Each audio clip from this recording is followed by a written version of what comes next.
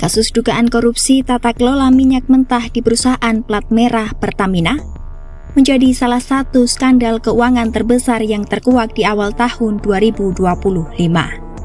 Kejaksaan Agung menduga Pertamina melakukan praktik impor minyak mentah melalui broker dengan harga yang jauh lebih tinggi dibandingkan minyak produksi dalam negeri.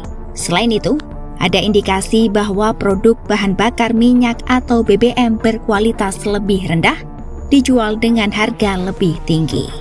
Hingga Rabu 26 Februari 2025 malam, Kejagung telah menetapkan 9 tersangka dalam kasus ini.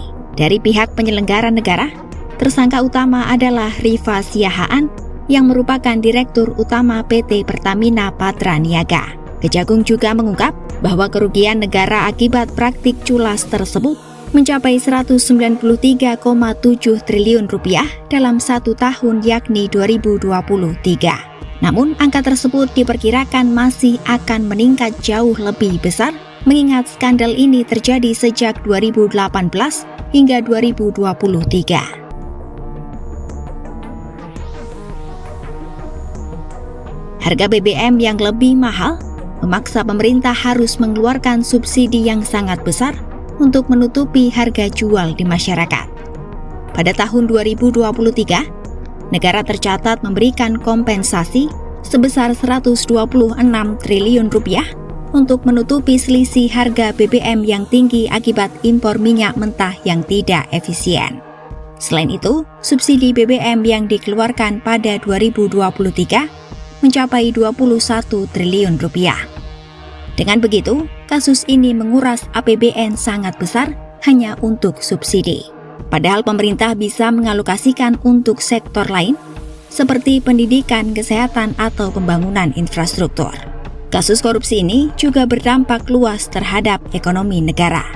Impor minyak mentah dengan harga tinggi juga meningkatkan harga dasar BBM, sehingga harga BBM di Indonesia menjadi jauh lebih mahal dari seharusnya. Masyarakat sebagai konsumen pun menjadi korban.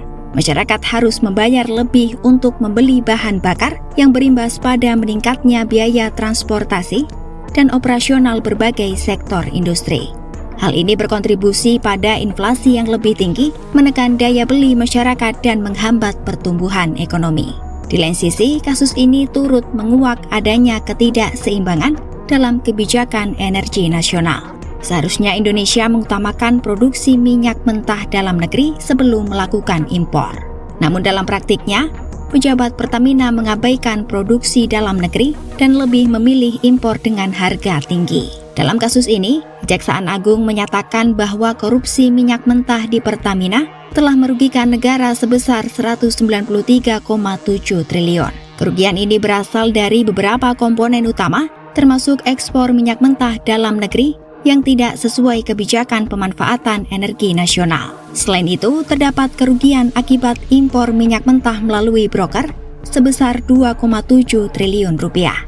Broker yang terlibat dalam kasus ini diduga telah memanipulasi harga jual minyak kepada Pertamina, sehingga harga yang dibayarkan jauh lebih tinggi daripada harga pasar seharusnya. Ini terjadi karena adanya dugaan pemufakatan jahat antara pejabat Pertamina dengan broker yang telah menentukan harga sebelum tender.